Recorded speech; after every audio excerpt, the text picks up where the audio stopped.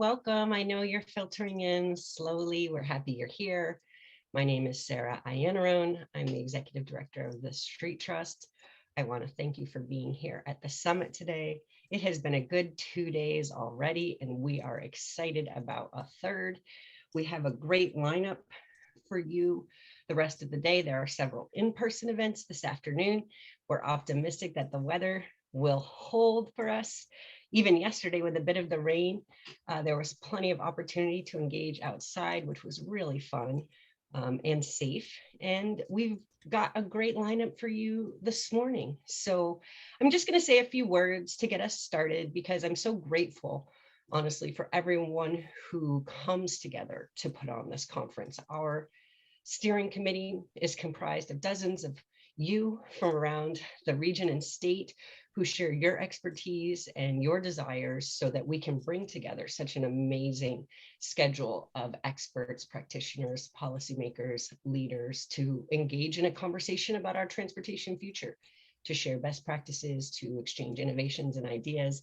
We're happy to have with us this morning folks who've been working with regional government in California, which leads me to acknowledge our sponsors here in Portland, one of whom is our own regional government Metro, or as the people in California refer to it, Oregon Metro. But we're very grateful for the support of Metro and others who not only contribute to this learning experience, but who shape our transportation future day in and day out all year long. The folks we have with us today are from SCAG, which is the nation's largest metropolitan planning organization, representing 6 counties, 191 cities, and more than 19 million residents. No small undertaking, what folks are working on there.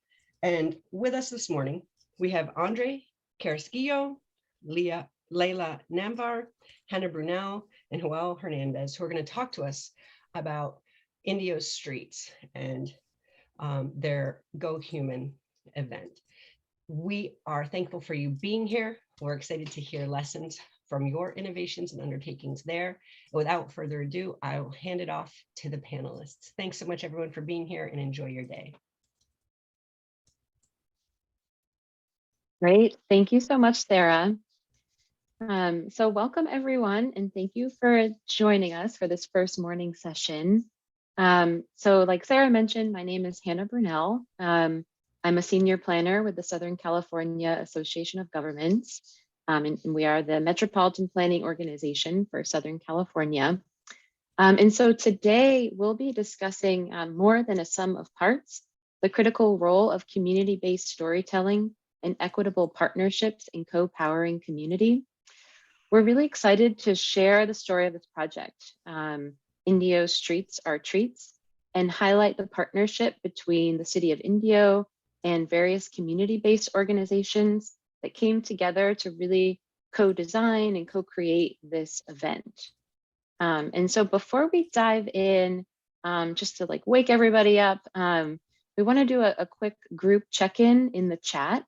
So if folks want to just type in the chat a spring activity that you enjoy, or any type of favorite activity you're looking forward to with the warmer weather, especially I imagine many folks joining us from Oregon, as the weather is probably getting warmer up there.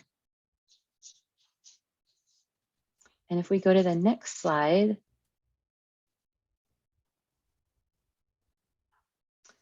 So I want to introduce our speakers for today.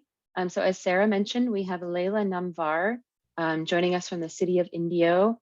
She is a senior planner in the City of Indio's Community Services Department. We have Joel Hernandez.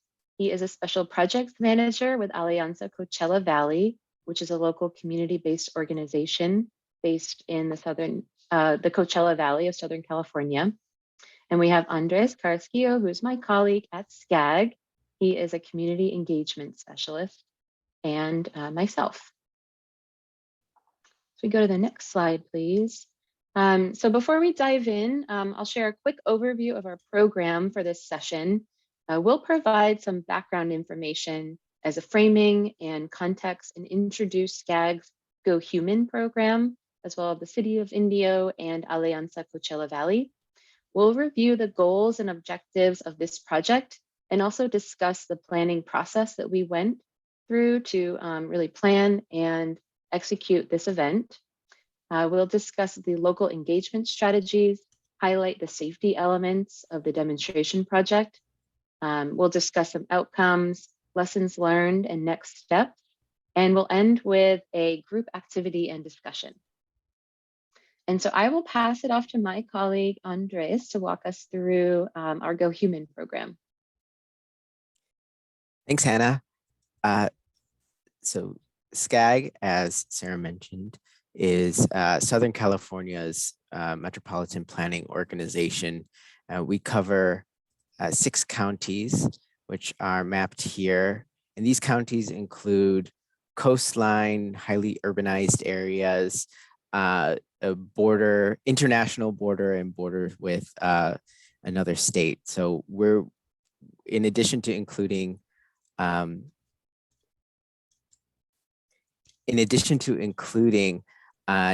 million people, we have a lot of different geographies that we're working in as well. And Go Human is SCAG's active transportation safety and encouragement program.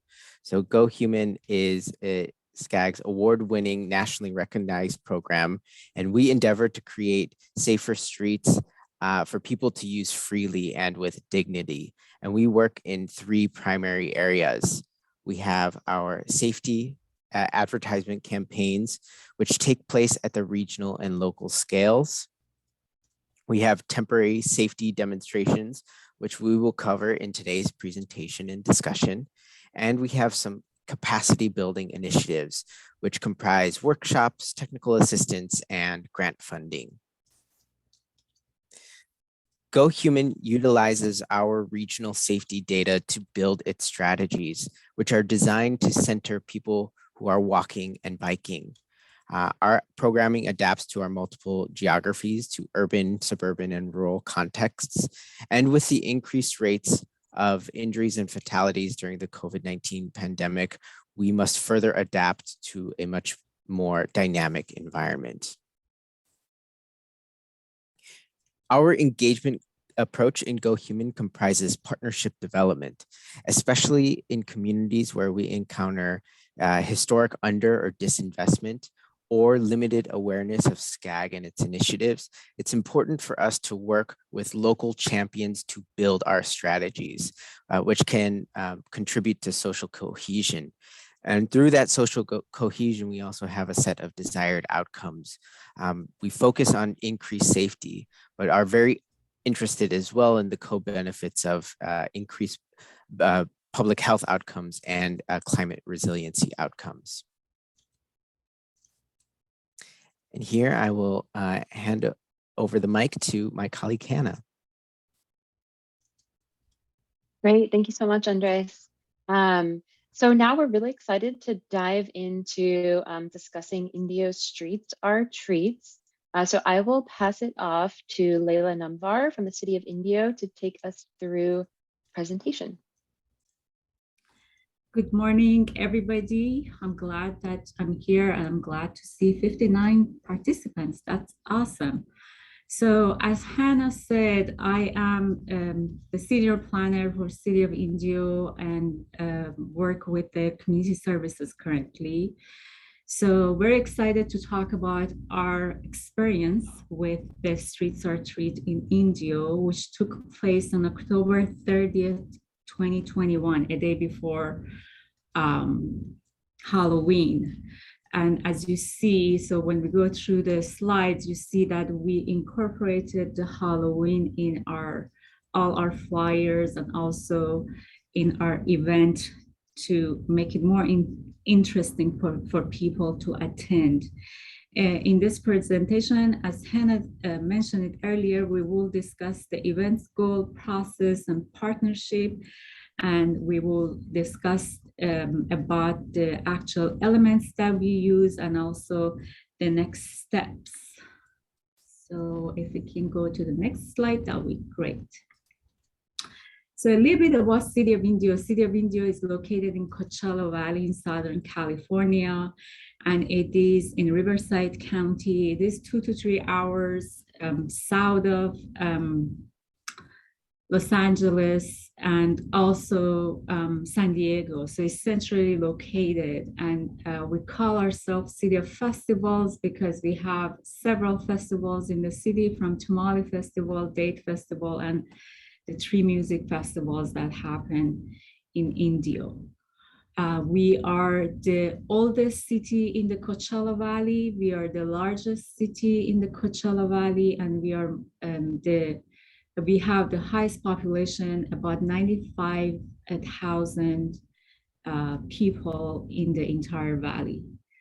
Next slide, please. So the goals and objectives for the event and for being partnering with the SCAG and our consultant KOA for this event was basically to support the implementation of the city's complete streets and safe route to school, which was adopted within the past 3 to 2 years from the event. Engaging the community members in the elements and just demonstrate and show them how they work. And also we had planned, and we still have planned, to revitalize our downtown. So we hold the event and install the element within the downtown area. We partner with stakeholders and local organizations. We also try to, as I said, showcase the safety elements and let people to use them, and also collect feedback from them while they're using it. So it was basically real-time extracting data and collecting information from the individuals who attended the event and used those elements. And next slide, please. So we had, during our planning process, which probably took more than a year due to COVID and kind of like postponing the event to a better time so people can come out. We had, thank you. We had many meetings with our team members from SCAG and our consultant KOA. We also had, as I said, stakeholders that helped us. We had several meetings to select the site. As I said, it was COVID, so we tried to select a site that at least brings people there. That's why the downtown was selected. It also was in conjunction with another event, which was a food truck event. And then we did the event, we received all the input and feedbacks, we analyzed it, and we also, at the end, we evaluated our program and our event, and then we also learned a lot of things from it, which I will explain it in a little bit.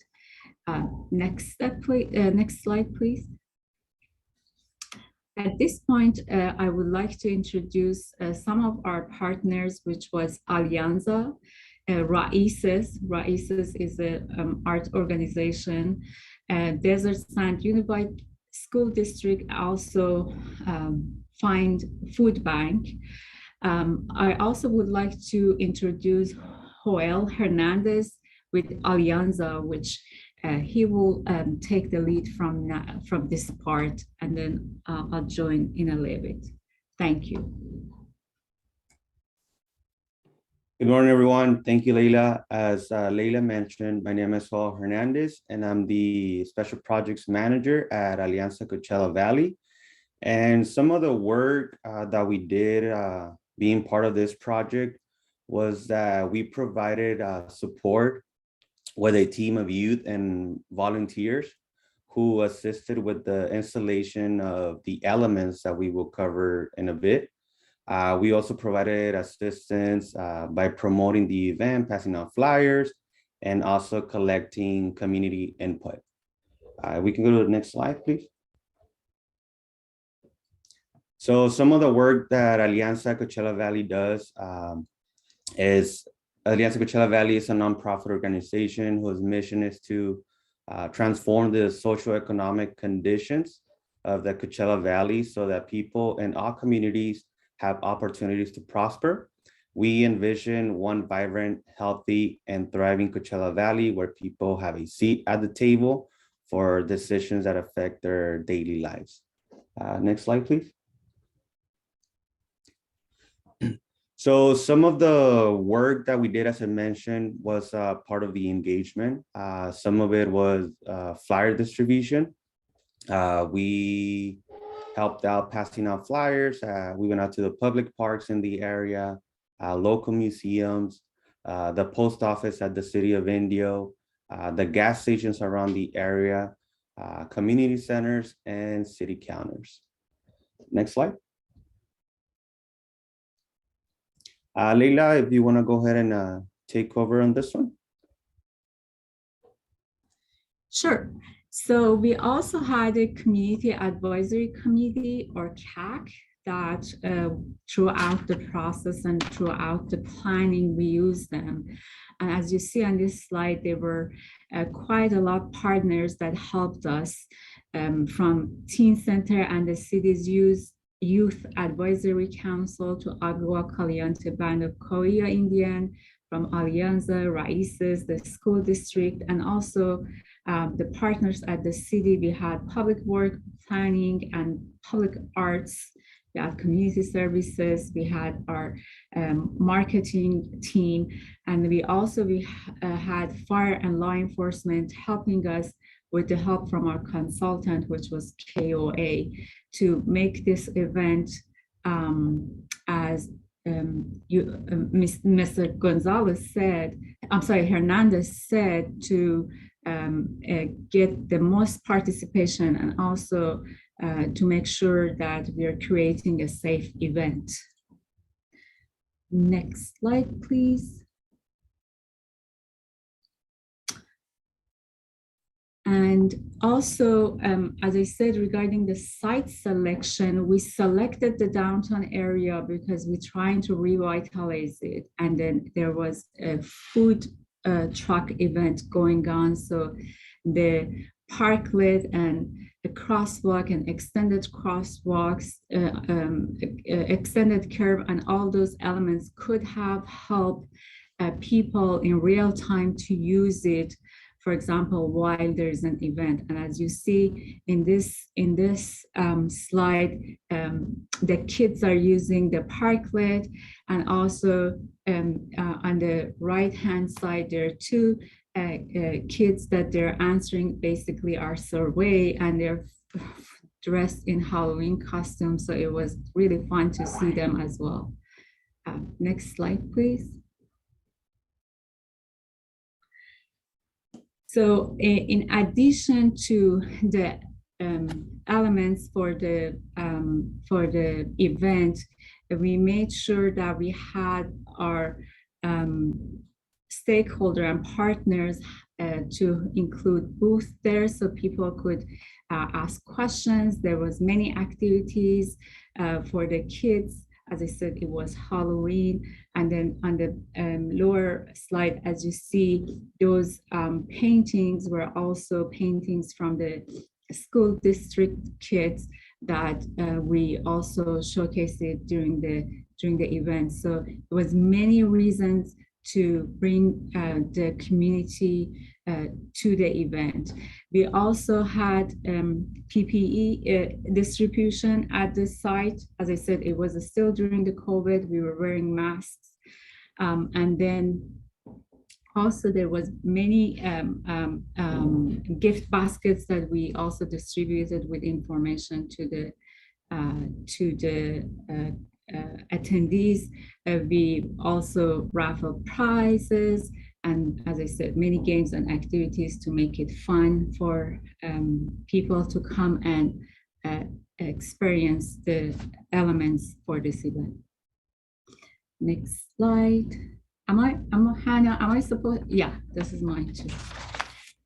So as you see here, we had two locations for the crosswalks. You see here in the middle, These are the crosswalks that Raíces designed them and also printed them.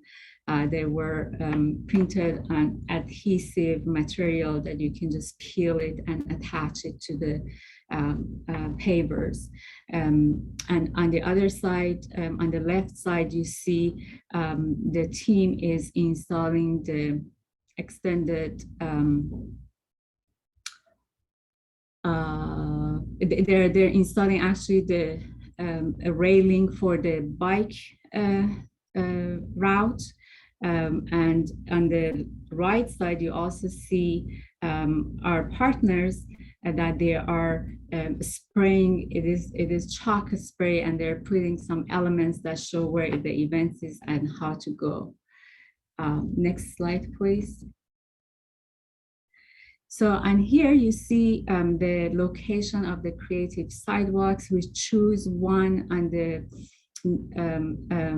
intersection of Smear and Miles Avenue, and then the other one on Town and Miles Avenue. The reason was because the food truck event was on the north of Miles, and also our partners for the event were installing their booth and tables on the south side. So that would be those two crosswalks, which would make it safer for people to cross those two streets to get to each side. And as you see on the legend, you can see where everything was. Yeah, please, next slide. That's fine. Thank you. So, and then again here, another slide that shows the creative or artistic sidewalks are being installed and people are using them. Even the little kid is excited to see all those colorful elements. Next slide, please. So the parklet location, we used it, as you see the stars in the slide, it shows the parklets locations. We use it, we use that location because it was close enough to the food truck venue so people could grab their food and come over and sit and enjoy. And as I said, to experiment that element. As a planner, I always look at the streets as another land use. So for me, it is exciting to see the street could be used for things like this parklet or bike routes, even if it is temporary. So it's very exciting to see that, and very exciting to see people are using it. Next slide, please. So as you see here, the event started, I believe, at 2 and it went till 9 o'clock. So as you see, even around 7, still people are using the parklet and enjoyed basically having it there so they could see how it works. And it is a lot of work to install them. They come in several pieces, and it's a lot of work to install them, but after you install them, it's just very easy to use, and it's very fun. And as you see, they're colorful, and even on the table, there were 2 little plants on the table that you can even enjoy seeing them. So that was also a good touch. Next slide, please. So the curb extension happened on Smear Street because it's a wide street. So we used that area. It had enough room for the extension. Next slide. And you see here, our volunteers are installing from Alianza, installing the curb extension. As I said, without the partners, we couldn't manage to do this event. So that was a great help. And you can see on the top picture as well how they work. Next slide, please. Also, we had another element, which was a bike lane location, which you've seen throughout the previous slides. We use, again, Smear Street, south of Miles. We didn't want to use close to the India Boulevard because it's a high-speed road and people turn fast into Smear Street. So we brought it a little bit south, and we installed it there. People were using it. We had actually two individuals that they had an electric bike, which they used it as well. And it was to see how you can transform the street, a regular plain street, to something that it could accommodate sidewalk, it could accommodate crosswalk with artistic touch, and it could accommodate a temporary bike lane. It's, to me as a planner, it's great, and people liked it as well. Next slide, please. Yeah, you see here. So this basically, the entire thing was created with this event for this event with the help of our volunteers. And as you see, the Smear Street is a wide street, so it was enough room for us to provide that barrier for the safe use of bikers. Thank you. Next slide. And we also, as I said, the city partnered with local high school students and also with Raíces. The local high school student, they created a video for us, which you can see at the end of, I believe we have it on this presentation as well. It was great for us to use them because they were very talented, they were young, they brought their own equipment. And this is the asset that we had in our community. I'm sure in many communities you have these young people that they are very talented. So it was a great use of our community assets and our youth. As I said, they created this video, they interviewed, they edited it, they put music, and then they just gave us the finished product, which is really nice. And it's basically a professional video that made by very young, talented people in our community. Next slide, please. I believe that's the end of my part, Hannah. Yeah, and then I'll play that video now too as well. Okay. All right. So this is the video. All right. So I got it. So now you can see that video, and I hope you enjoy it as well. Thank you.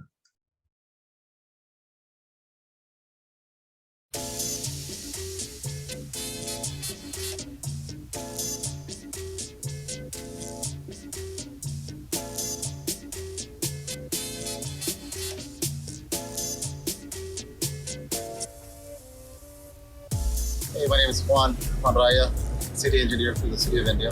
The ultimate goal of this event is to promote the safety of walking and riding a bike in the public right of way. Make sure we get the feedback from residents of the community, make sure they feel safe. And a lot of these are temporary elements, parklets that allow for outdoor dining, technically in the street.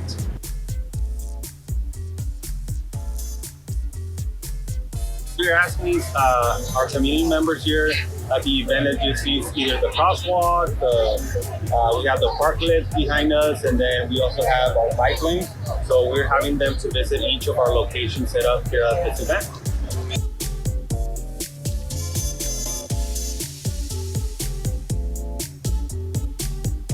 When I came back from over there looking at the crosswalks, here we're having a lot of fun right here.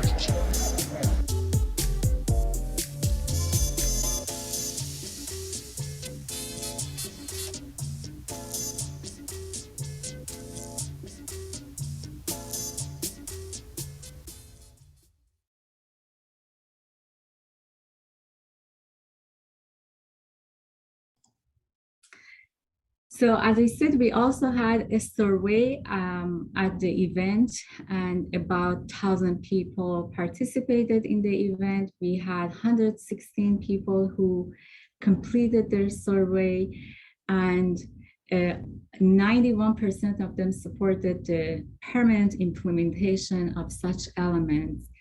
And 75% of the attendees never attended a community meeting in regards to transportation.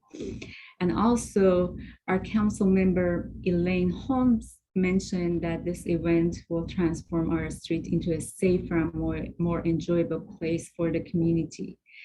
And most of the people also mentioned that they would use a bike lane when it is buffered and when it is safe.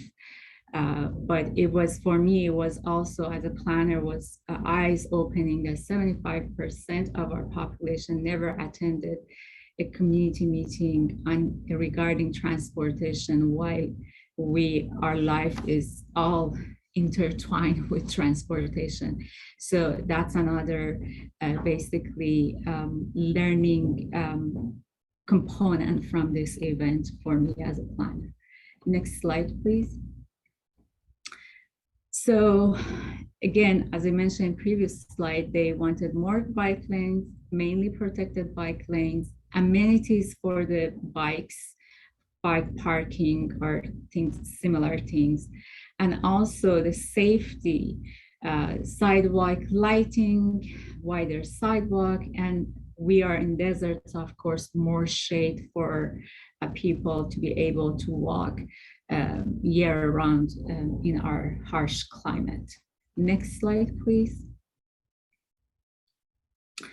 So next step for us is to explore additional fundings to implement and install this element permanently, to look into public and private partnership, to also use this element in different areas, not just mainly in the downtown, and to also engage with our partners in the community to emphasize on mobility and the safety of our people who use the streets, not only in the cars, but when they walk and when they exercise or when they use bikes. I believe, do we have the art portion here or in the next slide? Okay, there we go. All right. So another basically takeaway from this event was to incorporate the art, the public arts, into our infrastructure.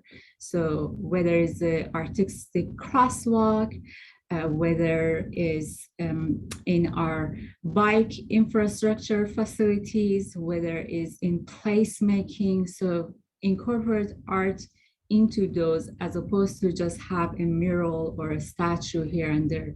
So when you, what you see in this slide is there's a regional plan for CV Link, which is a protected 14 feet wide route for bikes and electric cars and people who walk and run and things like that.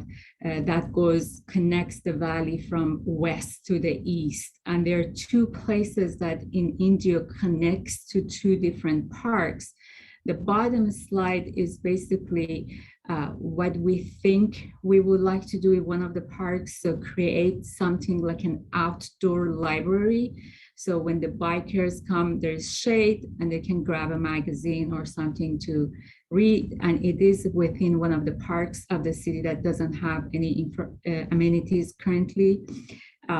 These are actual installations in US, but this is just for you to have an idea.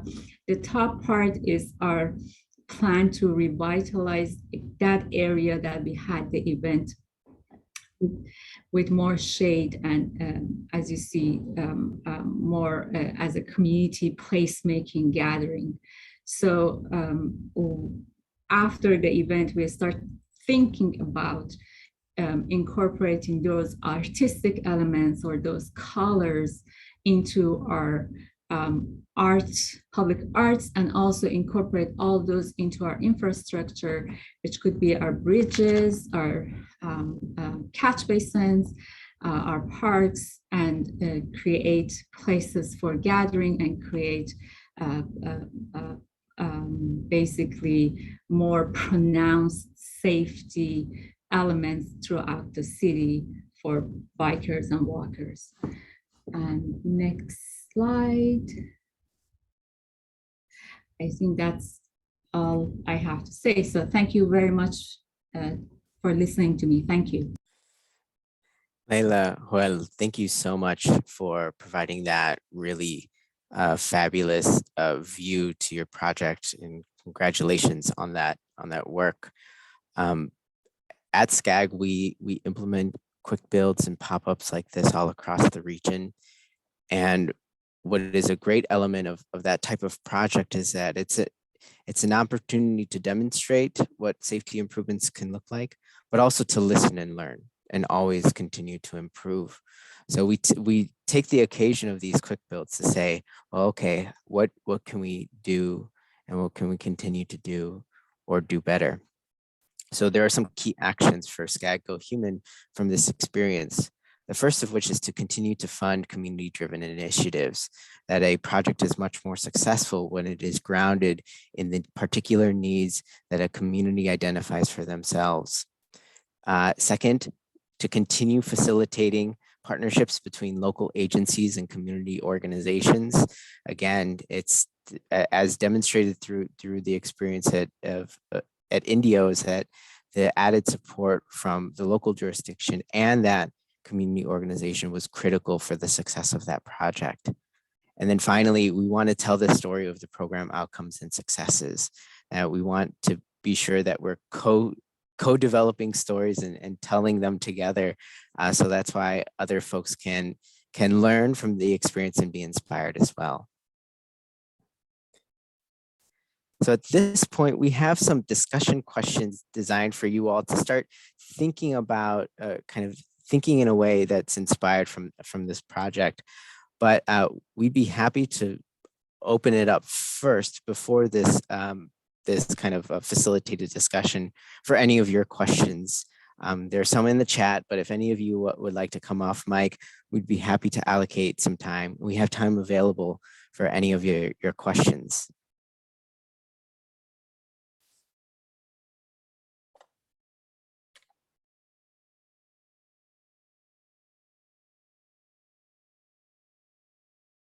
Does anybody want to come off mute and share some of their insight?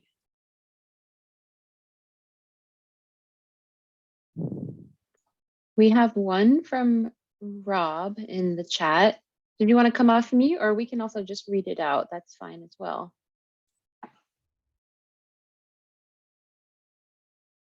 So Rob is asking, did we integrate worship in the events? That's a great question. Not sure, Leila, if you would be able to address that question. I'm sorry, did we incorporate what in the event? Worship. So, you know, any local religious institutions, churches. I don't think so. We included any of the religious institutions. I'm sorry, I should correct myself. We sent invitation to the faith-based organizations, but some of them were not able to attend. So what you see in the slide about our community advisory committee was the ones that could attend the program and then during the process. But we reach out to the faith-based organizations as well, but they were not able to attend.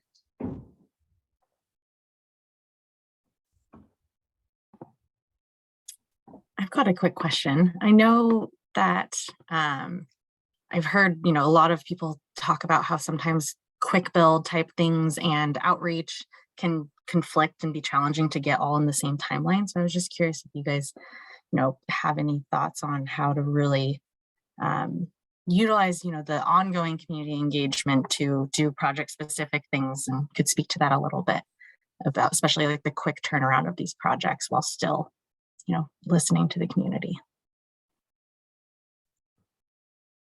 I can share a little bit of insights about that. I really appreciate that question, Gwen, because I think that's a huge challenge. I think especially with some of our restrictive funding sources, for SCAG, we get a lot of funding from the state. We also get federal funds, and we get, we sort of leverage some local funds as well. One of the things that we really try to be intentional about is building in time for doing, at least, leading up for like 3 to 4 months before the event to do some targeted community pop-ups. Sometimes maybe we won't have the time to plan a really robust community workshop in sort of a standalone type of community outreach event. So maybe that's partnering with something that's already happening, and we can kind of quickly plug into something that's already going on. And I think that also makes it easier to reach more folks as well, right? Because if there's already a captive audience that's attending a certain event, that gives an opportunity for us to, listen to the community, share a little bit about our project. And I think demonstration projects like this, even something, it's even a good way to kind of lead up to a more robust quick build project. It can give people, we can do a project like this relatively quickly, and it can be an engagement tool in and of itself, because there's an opportunity for folks to really interact with the materials, to provide us feedback on the survey, and that would give an opportunity to, adjust the designs, just different elements of a larger, more robust quick build project. Yeah. I think that actually hits on one of the questions that just came through in the chat. I'll read it since Eliza said her microphone's not working, but she said, we've had some demonstration projects in our city, but none of them have ever become permanent. What kinds of steps can be taken after a demo project has taken place to making it permanent? So I think a little bit of what you just said leads into that, but any other additional thoughts from you or the other speakers? Layla or Joel, do you have any thoughts on this? Yeah, the thing is, I think from the beginning, when you choose your advisory committee strategically, there you also give them information, you educate them through the process. And the survey helps it because everybody, your elected and appointed officials would like to fulfill their communities want. So that's another way to convince them when you show the result of the survey. And the other thing, as I mentioned, to get those people in your advisory committee. For example, we had our art manager in our advisory committee, we had our marketing, we had our planning team, we had our engineering team. So they were all on the same page, even if they're not in the beginning. At the end of the day, and after seeing the event in action, we were all on the same page to make those elements permanent when the possibilities arise or where the opportunity is there, where the funding is there. The easiest way right now is for us to collaborate with our Arts Commission for artistic, crosswalks or sidewalks, or when we have, for example, the CV link opportunity, again, to incorporate art and safety together, and then again, fulfilling the community's need. But that survey helped a lot because we have now something to show to our council. Look, 91% haven't been attending or wanting to have bikes and ride bikes. 75% never got educated on such things. So these are all things that can help you. The other thing helped us was those two plans that we had, which was the safe route to school and what was the other? I forgot, Hannah. So those two plans that we had, which was approved again. So we took out of those. So when you have a plan that your policymakers already approved them, it's really hard to not fulfill those policies and goals. So those are the tricks that you may use, or you may choose to use to basically make those elements permanent, or at least be on the radar for funding to do it.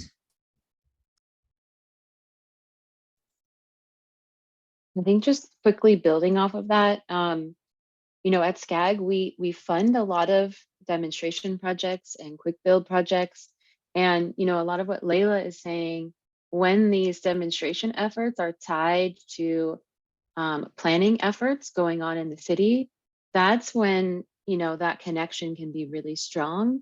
And, you know, at the same time, you know, we can support local agencies on keeping an eye out for funding opportunities. Really, demonstrations help to tell that story of the project. And when you know, do really robust engagement activities like demonstrations and have survey outcomes that are really, you know, the community is really wanting these treatments, these improvements, you know, that can make your grant application that much stronger. And, you know, it's, you know, when regional entities like SCAG can support those efforts, you know, I think that's when, you know, we can kind of, you know, support our local agencies and, you know, keep providing that funding and technical assistance for grant application.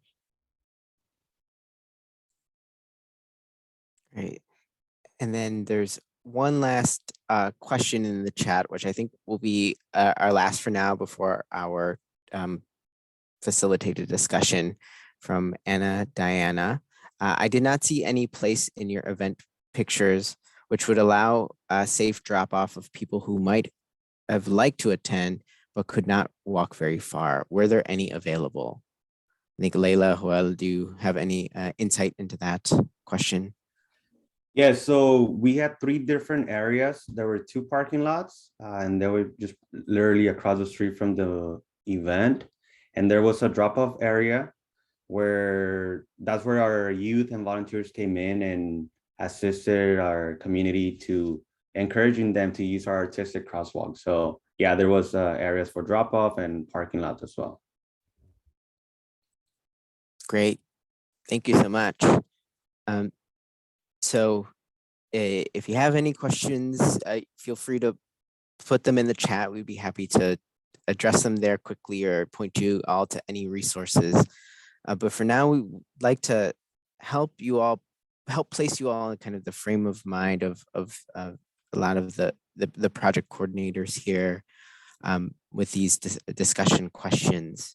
First, we want to know what your community is known for. What are the special assets or attributes that make your community unique? What are some images that come to mind when you think of your community? And then how can you model the Indio partnership to leverage the assets of your community to make action? And so I will share with you all a link to our, where we'll answer a lot of these questions, which is a discussion Jamboard.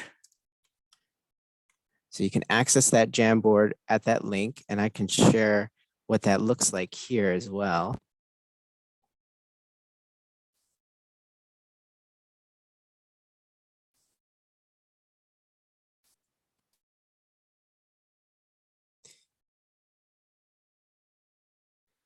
All right, do you all see this, this board here? Perfect. So here at first, we want to know, what's your city or community? You could take this little sticky note here, and my city or community is Northeast Los Angeles. And I click save.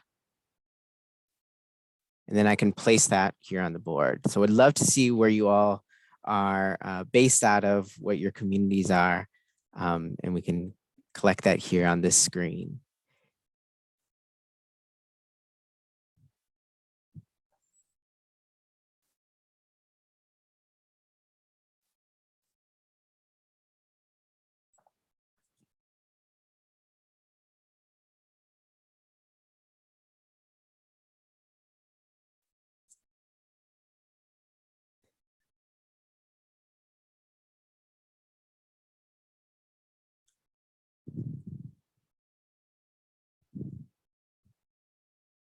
Great. I see a lot of folks here continuing to place their communities. Would anybody like to share? Just give a shout out to their community off mic. We could just need two. Just need two folks to give their little call out. Forest Grove, Oregon. Forest Grove. Shout out to Forest Grove. Milwaukee, Oregon. Milwaukee, Oregon. Shouting out to you all out in Milwaukee, Oregon. Great. Well, thank you so much, everybody. I love seeing all of the different communities here and where you all are coming from. So on the next slide, we want to know a little bit more about what your community is known for. So what are some of the special attributes of your community that just, that attract you to it, that attract other folks in your community to it? Would be happy to know a little bit more deeply about your communities. So I'll put here, I'll put a lively commercial strip.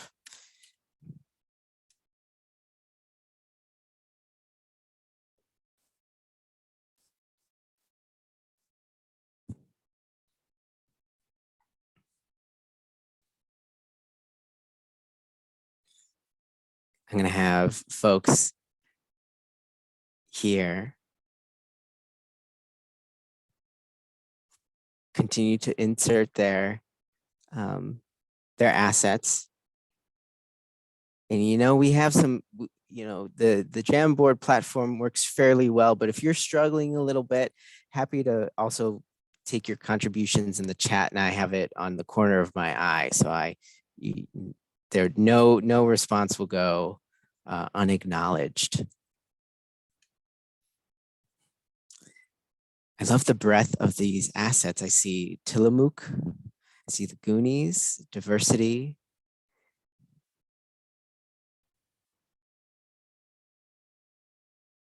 Okay, while folks are continuing to insert their assets, I just looking for a couple folks to shout out some of their assets. So just looking again for two. So does anybody want to come off mic and give a little shout out to what makes their community unique, some of the assets that you have to offer?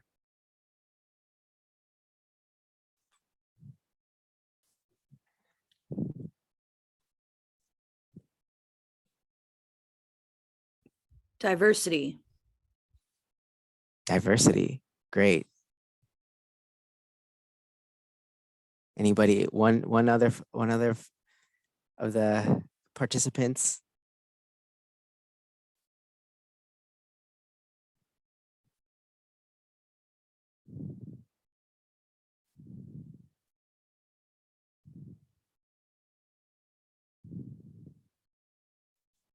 Great. Well, I'll kind of speak on your behalf. I love seeing kind of it seems like a lively kind of street environment, a busy nearby street with good food and an awesome park, a 24-hour bus service, easy access to public transportation. I'm also seeing a lot of quick and close access to nature. Great. Thank you for everybody making your contributions. And then finally, I'll pass to Hannah to facilitate the last question that we have for you all. Thanks, Andres. So, we took some time to share about this partnership and project in the city of Indio. And we really want this to be meaningful for, all of you joining us today. So we're curious, how can you leverage this model and the information that you gained in this presentation to take action in your community? So really thinking about some of the assets that you included on the last board, thinking about some of the unique things that your community brings, and, some of the community organizations that you can leverage and work with. really just how you can, you know, take this back to your community and really leverage this community-based partnership.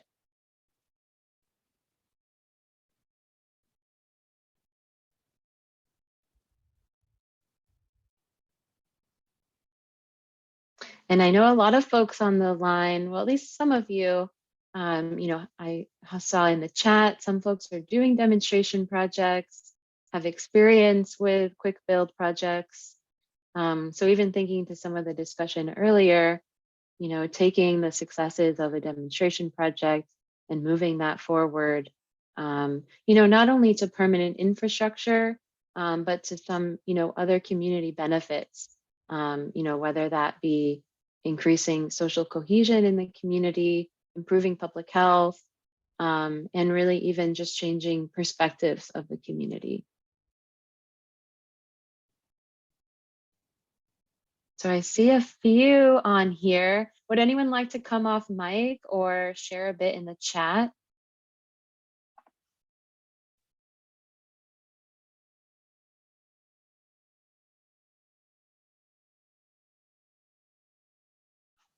I like the prioritizing people over cars and getting creative during the warm months. That's really important here in Southern California for sure.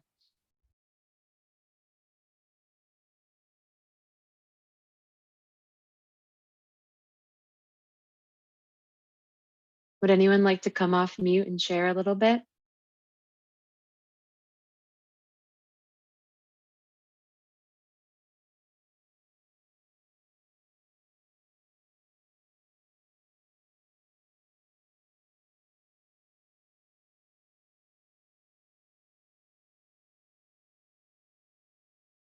Nice, thanks Maria for sharing.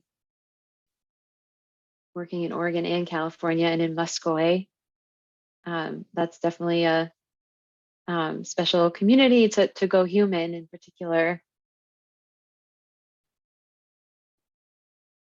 So I'll just share one of these. I see that someone has shared piloting human scaled streets as a gathering place and connector to nearby eateries, community centers, schools, places of worship, transit service providers. Thank you for sharing that, and especially the human scaled streets.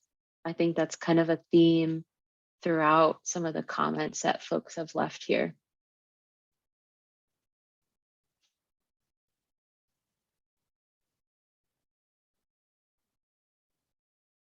All right, any last minute takers? We have about a minute left. And if not, I can pass it to any of my fellow presenters. Oh yeah, go ahead, Gwen. Or yeah. no, any final words from presenters? I have some closing words, but want to maximize your guys's wisdom before I go to the logistical things. I was going to give folks a chance if they wanted to say any last closing words. Anyone on our panel? I just want to say something quick. If you are within the SCAG umbrella of coverage, please apply to their grants. I had applied for 2 grants, and with both of them, I had a very smooth process. They're very helpful. Close your ears, Hannah and Andreas. But they're very helpful. They're there for you, and they walk you through the process.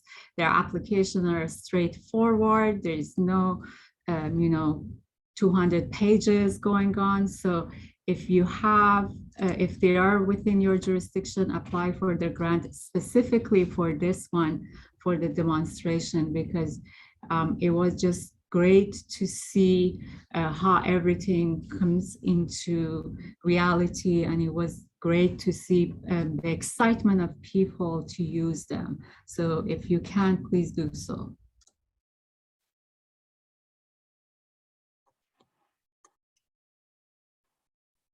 Thanks for those kind words, Layla. Thank you everyone for joining us today. Thank you to our amazing speakers, so inspirational. Thank you to our sponsors listed on the conference website, and thank you all for coming. We appreciate your guys' feedback. There is a survey that you will be prompted with when you as you leave Zoom, enjoy the rest of the summit. There are some in-person events today. One that I will be hosting at Salmon Street Fountain, a little rebalancing streets workshop, as well as a Mobility Hub mobile workshop so it's mobility at the right place at the right time. So they'll be meeting at the Providence Park Max Station. Both of those events are at 2:45 and wrap up right around time to go to the final closing event tonight, which is sponsored by Nelson Nygaard. It will be hosted at Lucky Lab Northwest, and all attendees get a drink ticket and hosted snacks. So I hope to see everyone there, or as many people as possible that are in town. And thank you again to our amazing speakers and to all of you for attending today.